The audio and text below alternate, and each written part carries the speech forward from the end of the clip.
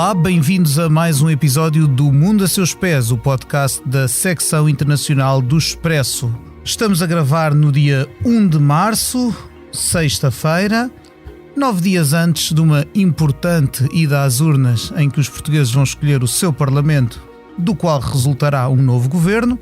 Alguns até o vão fazer já no fim de semana em voto antecipado, portanto antes da segunda-feira em que este podcast vai para o ar, e é precisamente por causa das eleições que aqui estamos. Vamos tentar explorar o que é que há de política externa e de defesa nos programas dos partidos que concorrem à Assembleia da República nestas legislativas. Para me ajudar a esclarecer-vos, são meus convidados a Diana Soler, investigadora do Instituto Português de Relações Internacionais. Olá, Diana. Olá, Pedro.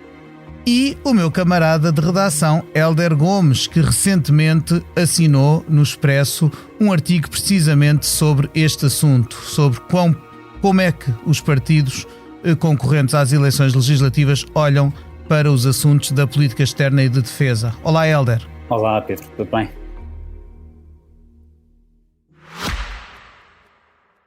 Este podcast Expresso é só um de muitos que pode ouvir no site do Expresso ou na sua plataforma preferida. Histórias inspiradoras, os debates que importam, entrevistas exclusivas. Da cultura à política, da economia ao humor.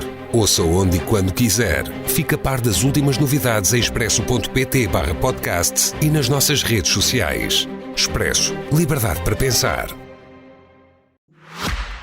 Vamos então começar a explorar este assunto. Eu começava por perguntar à Diana se é a minha sensação errada ou se é verdade que me parece que nos programas eleitorais, nos debates e nos N frente a frente que já ouvimos até agora e nas primeiras ações do período já de campanha oficial, a política externa e de defesa teve muitíssimo pouca presença. Olá, muito obrigada pelo convite, é muito bom estar aqui, principalmente a falar deste assunto que me parece que é um assunto muito importante e que tem ficado um bocadinho para trás nas preocupações eleitorais, que é uma pena. Eu acho que não, Pedro, acho que a tua intuição é muito certeira. Eu tenho acompanhado de perto as questões eleitorais e olhei para os programas de governo para me preparar até para este bocadinho e de facto há muito poucas referências e mesmo os próprios programas têm secções muito pequenas acerca de questões quer de política externa, quer de política de defesa, que apesar de estarem interligadas, normalmente são tratadas e de certa forma bem autonomamente. O que é que me preocupa mais nesta altura? O que me preocupa mais e o que está ausente de uma forma muito concreta dos programas eleitorais é as nossas Forças Armadas e é a nossa política de defesa. Isto preocupa-me porquê? Porque há uma guerra na Europa, há uma guerra à qual nós indiretamente estamos ligados e não me parece haver qualquer preocupação de maior dos partidos políticos, nem ao nível diplomático, sendo que ao nível diplomático olham mais para esta situação como uma situação europeia na qual Portugal participa, quer ao nível da defesa, que também olham mais através da pertença à NATO, mas tendo em conta que até agora Portugal enviou muito pouca ajuda à Ucrânia, muito pouca. Falamos de 3 tanques e muito pouco mais do que isso. Eu gostaria de ver projetos em que efetivamente houvesse uma preocupação com a segurança e a defesa, porque o mundo mudou profundamente e esta ideia de que Portugal pode manter-se aliado dessas mudanças do mundo, nomeadamente apenas pertencendo a organizações internacionais que se podem preocupar por nós, é errada e é perigosa. Essa é uma das razões porque escolhi este assunto para o podcast de hoje, é precisamente porque se eu olhar para os últimos anos da minha vida, o que mais os afetou, o que mais, pensando no meu dia-a-dia, nem sequer como profissional, como jornalista, o que mais afetou o meu dia-a-dia da minha família foram assuntos precisamente transnacionais, foram assuntos globais. Uma pandemia que nos abalou a vida e mudou a nossa própria existência cotidiana durante praticamente 2 anos, e em seguida guerras que mudaram, que fizeram mudar o preço das coisas que compramos, que nos fizeram ter que rever opções, que mexeram com a energia, que é um dos motores de tudo quanto faz funcionar as nossas casas, os nossos carros, etc. E de facto com isto chama-me a atenção essa ausência. Hélder, durante a tua pesquisa, durante os contactos que fizeste para o artigo que escreveste para o Expresso, com que ideia que ficaste das razões porque estes assuntos aparecem tão pouco nas propostas dos nossos candidatos? Bem, começo por dizer que isto não é uma novidade.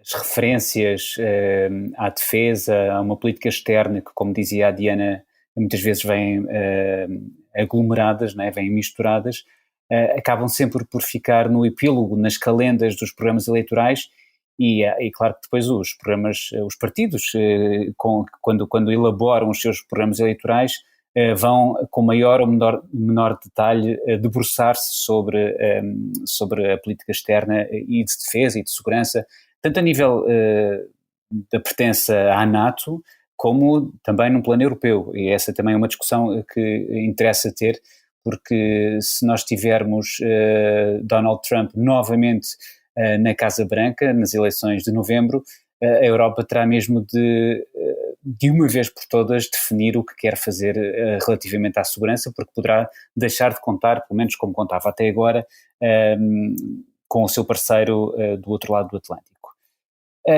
O que eu notei foi que lá está, não é novo e não espanta, porque acontece com muita recorrência serem assuntos relegados para o fim dos programas eleitorais, com maior ou menor profundidade no tratamento dos temas.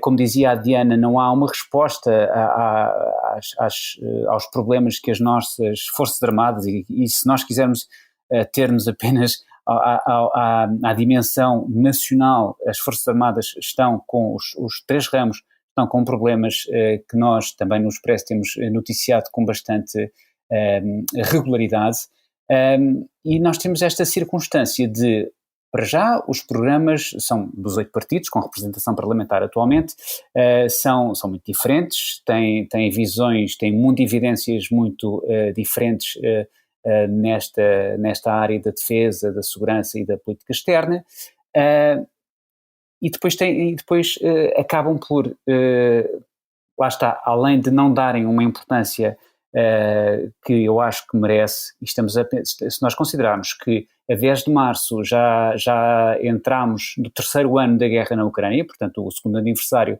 foi a 24 de fevereiro da guerra, após a invasão em larga escala da Ucrânia por forças russas, porque a guerra se nós considerarmos que a Crimeia foi anexada em 2014, essa guerra deveria ser um bocadinho recuado, esse horizonte temporal devia ser um bocadinho recuado a 2014. Mas, portanto, 2 anos depois da invasão em larga escala da Ucrânia e 5 meses depois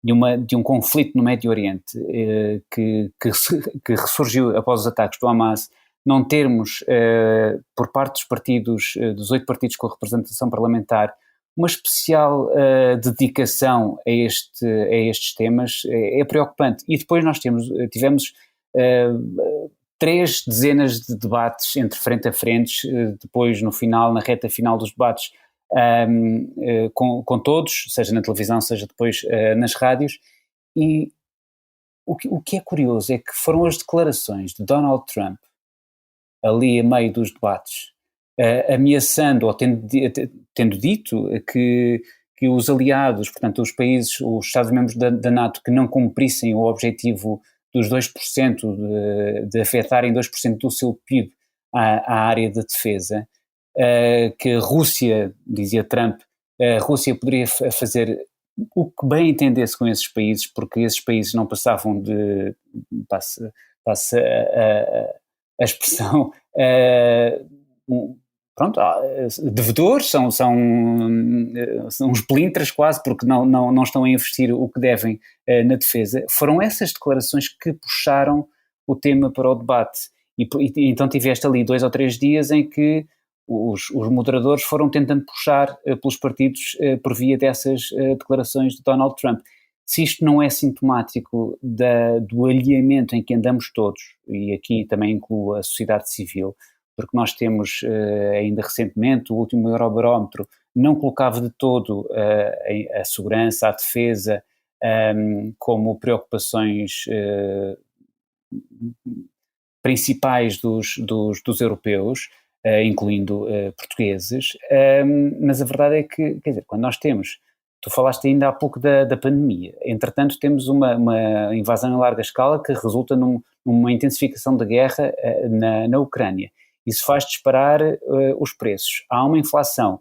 Bem, isto aqui acaba por nos afetar muito mais diretamente do que nós pensamos. Isto não são efeitos indiretos do que se vai passando na política externa e do que se vai passando no cenário internacional. E também não nos podemos esquecer que, apesar de se terem queixado, muita gente se ter queixado que o conflito no Médio Oriente entre Israel e o Hamas, sobretudo, acabou por retirar um bocadinho o foco da guerra na Ucrânia. A verdade é que estes 2 conflitos, com durações diferentes, não saíram dos noticiários internacionais e nacionais, naturalmente.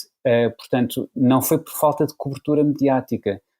Há um desligamento, há um deslaçar muito, muito grande dos eleitores portugueses e também dos partidos políticos portugueses do resto do mundo. E isso não é bom, porque por muito que digam que isso é lá longe, nós temos de nos lembrar que a guerra na Ucrânia não é longe, é aqui mesmo ao lado.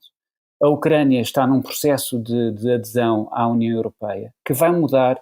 Se querem falar de economia, querem falar de inflação, querem falar do que é afetado a cada um dos Estados-membros após a entrada, por exemplo, de países como a Ucrânia, então falemos, porque isso vai também afetar-nos no bolso. Se a nossa, se o nosso egoísmo é tal que não conseguimos olhar para lá da fronteira, então pensemos que isto são mesmo preocupações que nós devemos ter, porque nos afetam, como nos têm afetado por via do custo de vida, e vão continuar a afetar, para o bem e para o mal, com o alargamento à Ucrânia. Seguramente, e eu julgo que também, de certa forma, o entusiasmo e a abertura com que vários países da União Europeia, inclusive o nosso, aceitaram a abertura do processo de candidatura da Ucrânia, contrasta um pouco depois com a ausência de pensamento concreto ou até de transparência para com as populações desses países em relação ao que isto significa, porque não é só uma coisa fofinha de abre-se a porta e somos todos amigos. Eu ia-te perguntar à Diana, já que o Hélder referiu as declarações do Donald Trump a propósito dos países da NATO e aquela ideia, eu dizia ao Putin para invadi-los a todos, ou coisa que valha. Este tipo de... Quão a sério se deve levar estas afirmações, sendo que eu levo a sério a possibilidade de Trump voltar à Casa Branca em janeiro, depois das eleições de novembro. Portanto, pergunto, quão a sério se deve levar, não a hipótese de Trump, que acho que essa estamos todos de acordo que é uma hipótese existente, mas a ideia de que ele abandonaria os aliados da NATO, não digo que exortando Putin a invadi-los, mas a ideia que eu tiro daquela frase, é uma tirada a Trump, mas a ideia que eu tiro dali é que ele está basicamente borrifando para os aliados da NATO e para a NATO em si. Pedro, posso só dizer uma coisa antes de passar a responder à tua pergunta? Eu estou muito de acordo com o Hélder relativamente ao desligamento que existe da sociedade portuguesa e da política portuguesa relativamente às questões internacionais, mas eu quero dizer uma coisa, eu tenho, e tenho a certeza que vocês têm tido a mesma preocupação, mas eu há 2 anos que me dedico muito às questões da guerra da Ucrânia, praticamente todos os dias falo sobre esse assunto, e eu tenho defendido publicamente que as elites portuguesas, principalmente as elites políticas, têm que fazer uma pedagogia de guerra. porque é muito difícil que as populações compreendam que a segurança e a defesa não são bens abstratos ou ideias abstratas que nunca se vão dados adquiridos, não é? Que não são adquiridas. Exatamente, esse é o meu ponto. Quer dizer, nós se calhar há 10 anos atrás ou há 15 anos atrás achávamos que a democracia era um dado adquirido. Hoje em dia, com o crescimento de partidos não tão democráticos quanto isso na Europa, começamos a perceber que não é bem um dado adquirido. Eu faço esta extrapolação para a ideia da paz. Nós achámos que a paz e a segurança eram dados adquiridos, e eu penso que hoje em dia qualquer membro responsável da elite sabe que a segurança e a paz não são dados adquiridos, e tem que se ter uma conversa com as pessoas, com os eleitores, com os cidadãos acerca desse assunto. Eu defendo isso desde o dia 1 da guerra da Ucrânia. O que é que eu quero dizer? Que a guerra vai chegar a Portugal, que a NATO vai intervir na Ucrânia, que a Rússia vai invadir algum Estado báltico ou a Polónia e que vamos todos ter que acudir através do artigo 5º da NATO? A resposta é: não sei, não é provável que nada disso aconteça a breve trecho. Agora, a ideia de que a paz perpétua na Europa é eterna tem que ter acabado. Acabou. E, portanto, é preciso, antes de qualquer outra coisa, que primeiros ministros, presidentes da República, deputados, jornalistas, analistas, expliquem isto às pessoas. Não são só os preços que sobem. Se calhar daqui a 5 anos ou daqui a 2 anos, estamos a discutir o que é que nos pode acontecer se não fizermos parte da NATO. Ou para continuarmos a fazer a parte da NATO, ou para a NATO não ser uma aliança irrelevante, o que é que temos que fazer? Quer dizer, isto tudo vai mudar a nossa vida muito mais rapidamente e de uma forma muito mais profunda do que aquilo que nós possamos pensar. O mundo mudou. E quando o mundo muda, não há propriamente volta a dar, nem forma de fugir dessa mudança do mundo. Isso é uma coisa que tem que ficar muito clara. Isto não quer dizer que vá acontecer um cataclismo qualquer, quer dizer que para não acontecer algum cataclismo de repente, é preciso começar a prevenir-nos, a perceber que temos um papel, quer eu, quer o Pedro, quer o Hélder, quer as pessoas da rua com quem nós nos cruzamos todos os dias, porque o mundo não vai ser o mesmo. Acabou, não é possível que as coisas voltem atrás. O que me aflige às vezes... Já posso explicar porquê. Sim. Mas não era essa a tua pergunta. Relativamente ao Trump, eu não sei exatamente o que vai acontecer. Eu penso que, como tu estavas a dizer, é acima de tudo uma tirada a Trump. E é importante dizer que Trump nem sequer relatou uma conversa que gostaria de ter, relatou uma conversa que teve há 10 anos com um dos líderes de um dos maiores países europeus, segundo ele disse. Portanto, nós não temos a certeza que Trump vai ser o amigo da Rússia que nós todos pensamos que vai ser, nem que vai obrigar os americanos a retirar completamente da Ucrânia, apesar de aí em particular já haver dados muito concretos, nomeadamente a pressão que ele tem feito sobre o Senado e o Congresso para que não aprove o pacote de apoio à Ucrânia. Ele é o principal responsável pelo facto do pacote ainda não ter sido aprovado. Sim, com o domínio que ele tem sobre o Partido Republicano, bastava um estalar de dedos para o Partido Republicano aprovar o pacote, não é? Não, e quando os pacotes estão prestes a ser aprovados, ele intervém a pedir que não se aprovem os pacotes. E as coisas voltam para trás. E, portanto, Trump é efetivamente responsável, e é importante também dizer isto, pelo facto do pacote não ter sido ainda aprovado. No entanto, eu tenho uma reticência aqui, isto é a minha opinião, e eu sei que não é válida no sentido de que não é corroborada por todos os comentadores ou analistas ou académicos destas matérias. Eu acho que quando Trump chegar à Casa Branca, se chegar, eu não tenho certezas de nada relativamente às eleições de novembro. Eu e o Pedro, que acompanhamos isto há muitos anos, sabemos que há tantas e tantas surpresas que ninguém sabe quem ganha até ser contado o último voto, mas Mas eu penso que Trump vai olhar para a Rússia como no caso mais... de Trump, perdoa-me à parte, mesmo contados os votos todos, da última vez ainda houve quem ficasse a negá-los. E quem continua a negá-los ainda hoje, não é? Portanto, aliás, que o Biden teve 3 semanas à espera de ver confirmadíssimo e reconfirmadíssimo todo o tipo de contagem de votos para poder assumir a presidência. No entanto, eu acho que o Trump de 2025, janeiro de 2025, assumindo que ele ganha a presidência, que não é líquido, não é o Trump de 2016. Por uma razão muito simples. Trump é o grande responsável pela securitização da China. Trump é o homem que faz com que a esmagadora maioria dos americanos considerem que a China é a maior ameaça à existência dos Estados Unidos. E, na realidade, a Rússia tornou-se o maior aliado da China, no momento em que a China e a Rússia celebraram uma amizade sem limites, exatamente 20 dias antes da guerra começar. E mesmo que Trump ainda não tenha dado por isso, alguém lhe vai dizer quando ele chegar à Casa Branca que uma amizade com a Rússia, de alguma maneira, favorecerá a China, porque os Estados Unidos ficarão mais vulneráveis à Rússia. Portanto, eu não estou certa que um Trump presidente seja tão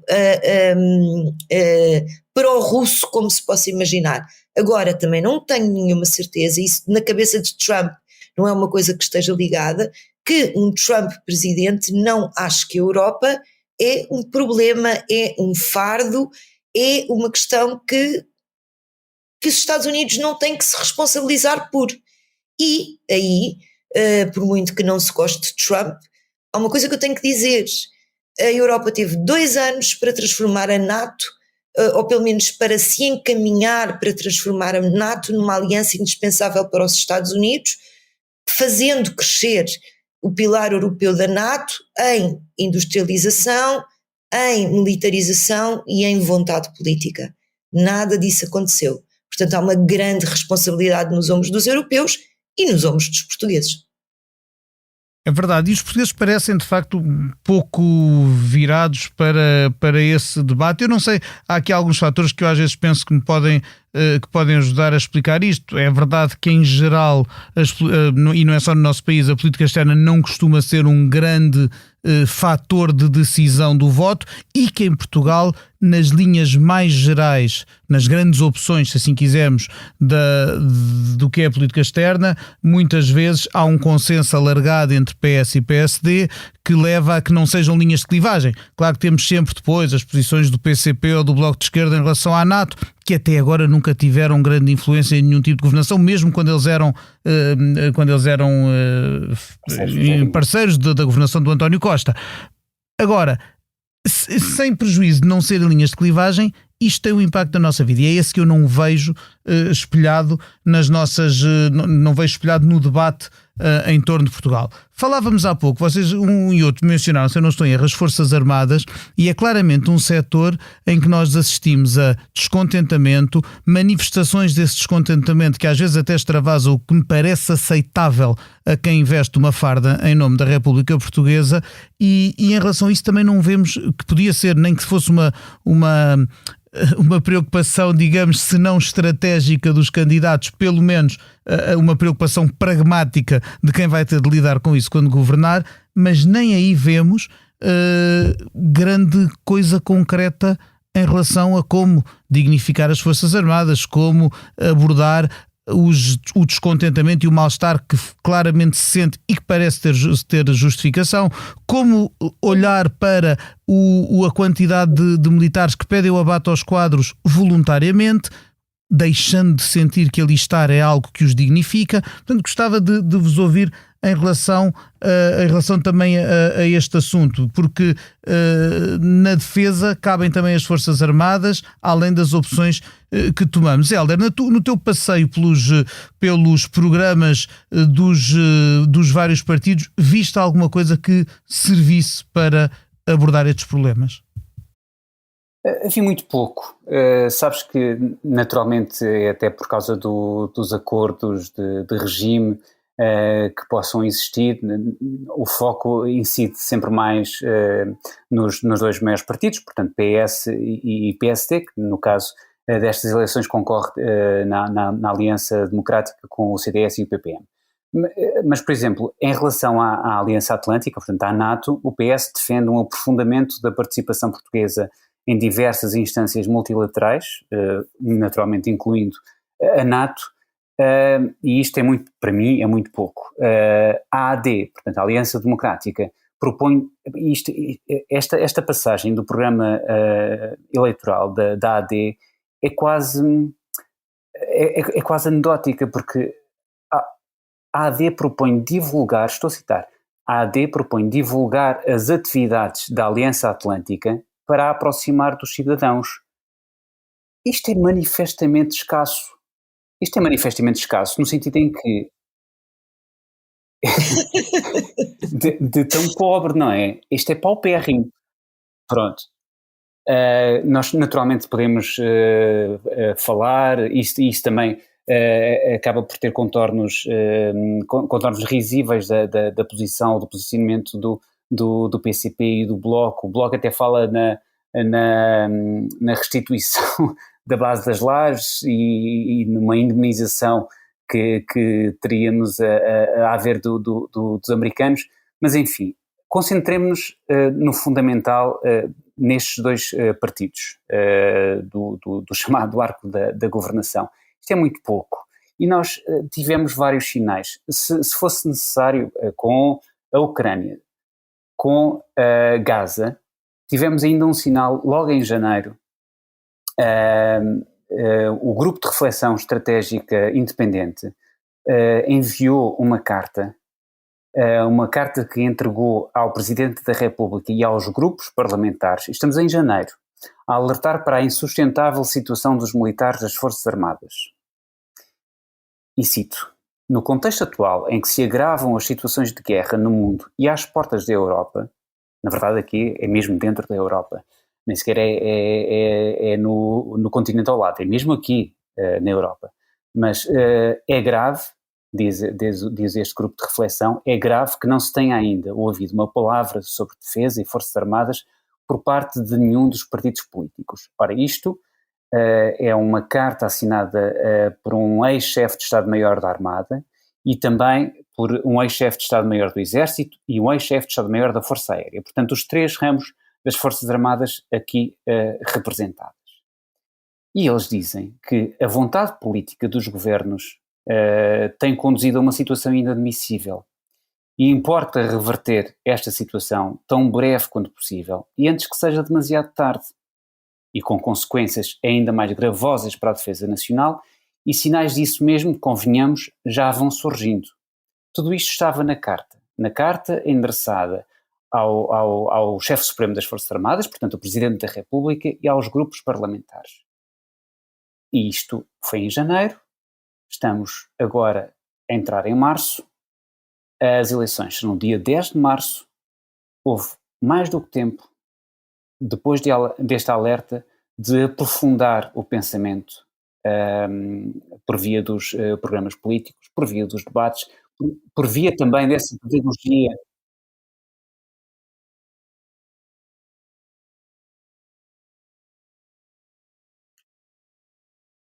É isso mesmo, e para fazer a pedagogia de guerra de que falava a Diana ainda há pouco. E nada disso foi feito.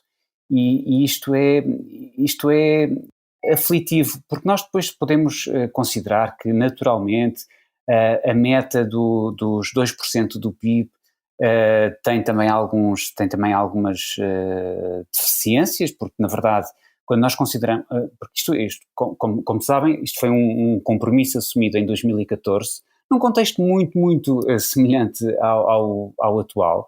Portanto, os Estados-membros... Foi no contexto da Crimeia?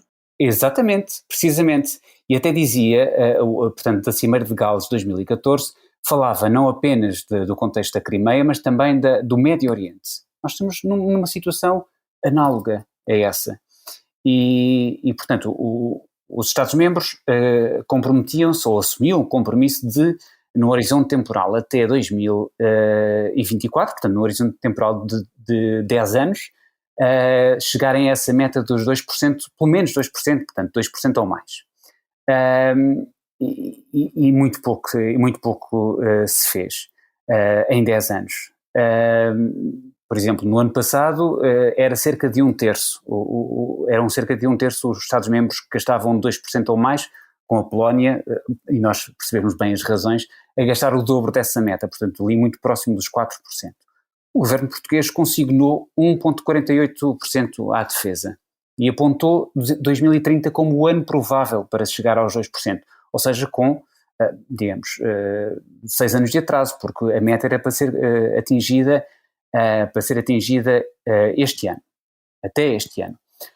Com certeza que após as declarações de Trump, com mais ou menos folclore, que elas possam, que possa estar contido nas declarações de alguém como Trump, o secretário-geral da NATO apressou-se a dizer que, bom, ainda durante o ano corrente, portanto ainda durante 2024, teremos mais de metade, 18 dos 31 Estados-membros, a chegar a essa meta.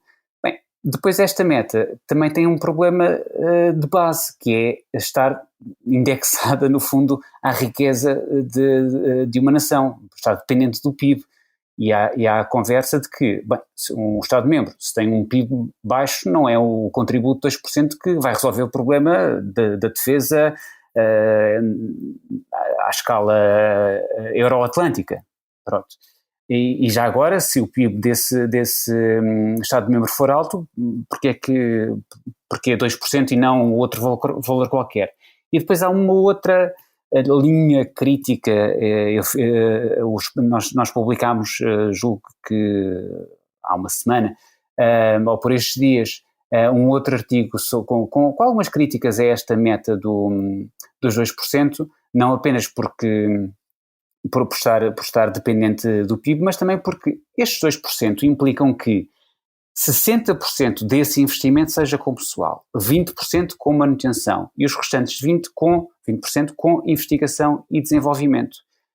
E, portanto, há sempre aqui uma certa engenharia financeira que os Estados-membros podem fazer, alegando que estão a cumprir a meta dos 2%, mesmo quando depois não afetam a percentagem devida, os 60%, 20% e os 20%, às 3 alíneas que este compromisso dos 2% também contempla. E depois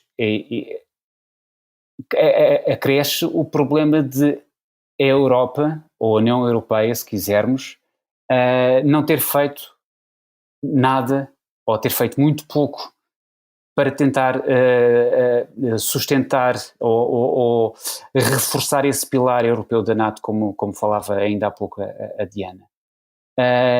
E se nós vemos que a ajuda, seja militar, seja humanitária à Ucrânia, fica ali barrada no Congresso americano e têm de ser os europeus, ou os Estados-membros da União Europeia, a tentar compensar de alguma forma, sendo que nunca, do ponto de vista militar, conseguem competir, entre aspas, com o potencial que os Estados Unidos representam, em termos de armamento, munições, tudo que uma economia de guerra necessita, tudo que um país invadido, que é o caso da Ucrânia, necessita para se defender as suas fronteiras.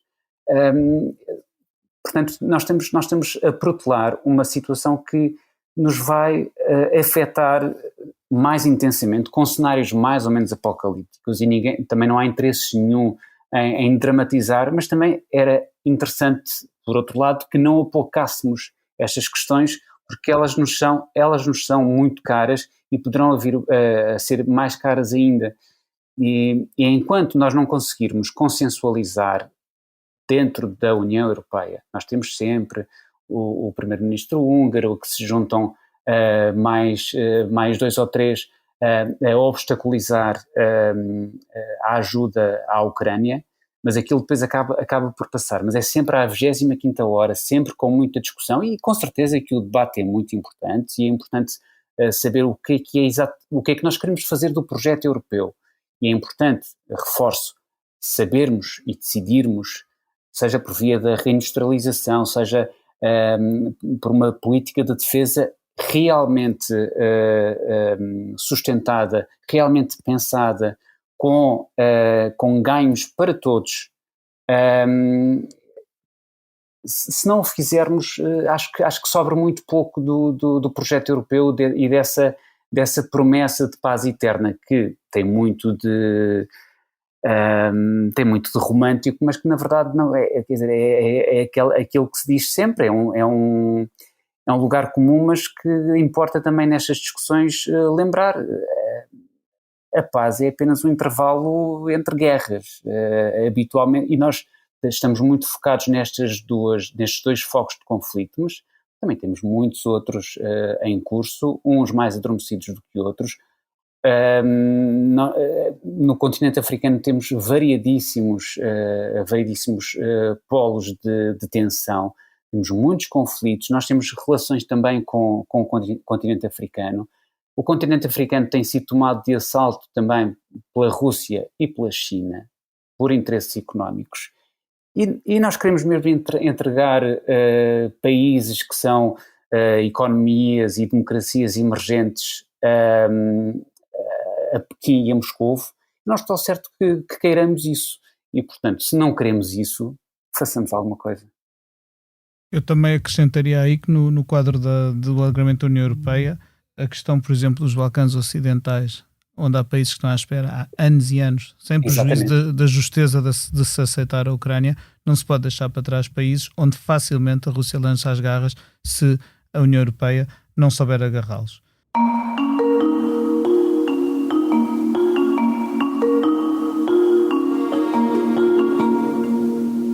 Estamos a chegar ao fim do nosso tempo e eu gostava de vos perguntar aquilo que pergunto a todos os que passam aqui pelo mundo a seus pés. E a pergunta é mesmo esta: se neste momento pudessem viajar para qualquer parte do mundo, quando é que iriam e porquê? Diana? Essa pergunta é sempre tão difícil, eu acabo sempre por me repetir, portanto deixa-me só pensar um bocadinho. Olha, eu acho que é a Ucrânia. Acho que é a Ucrânia porque não tive possibilidade de ir e porque acabou por se tornar parte da minha vida, uma parte importante da minha vida nos últimos 2 anos, e portanto é um sítio onde eu gostava muito de ir, independentemente daquilo que se está a passar. Penso muito nisso. Eu tenho, como já disse várias vezes, uma grande paixão pela Índia e portanto tenho sempre vontade de lá voltar. Mas neste momento acho que ia à Ucrânia, enfim, ver mais de perto um país de que eu falo tanto, sobre que eu leio tanto e que me interessa tanto nos dias de hoje. Muito bem. Hélder, para onde nos levarias tu?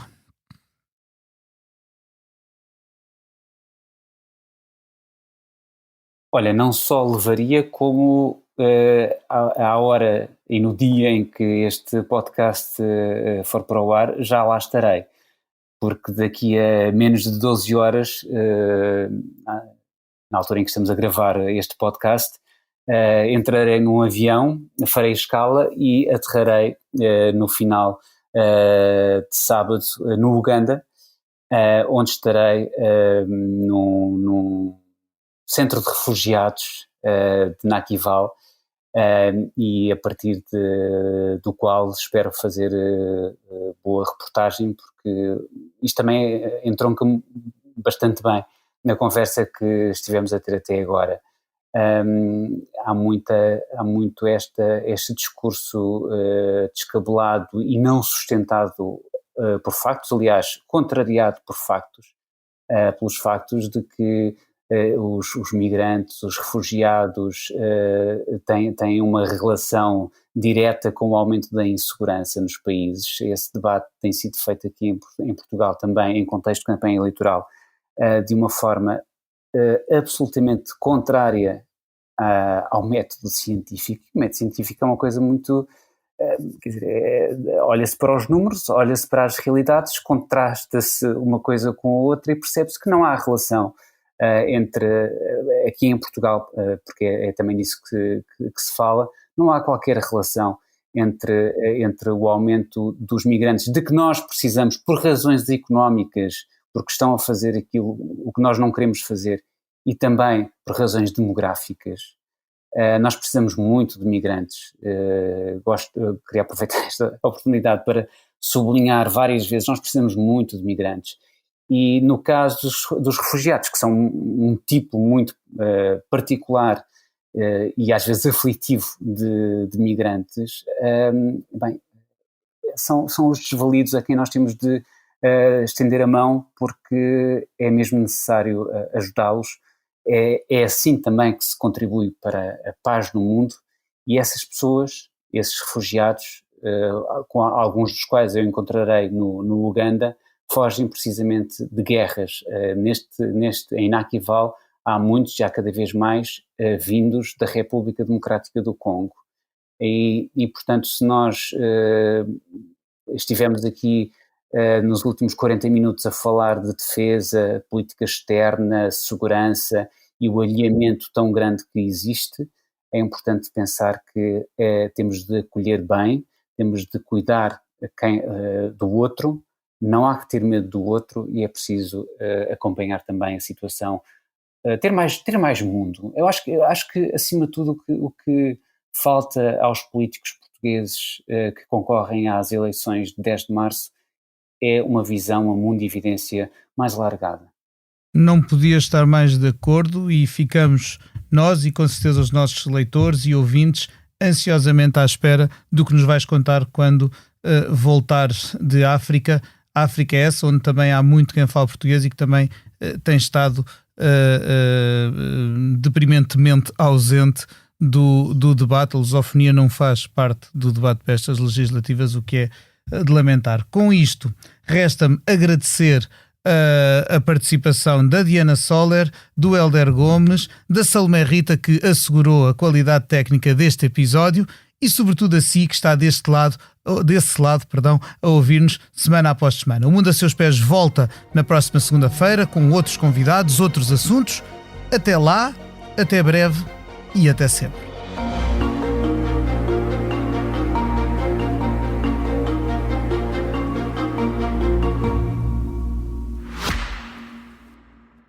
Este podcast Expresso é só um de muitos que pode ouvir no site do Expresso ou na sua plataforma preferida. Histórias inspiradoras, os debates que importam, entrevistas exclusivas. Da cultura à política, da economia ao humor. Ouça onde e quando quiser. Fica a par das últimas novidades em expresso.pt/podcasts e nas nossas redes sociais. Expresso. Liberdade para pensar.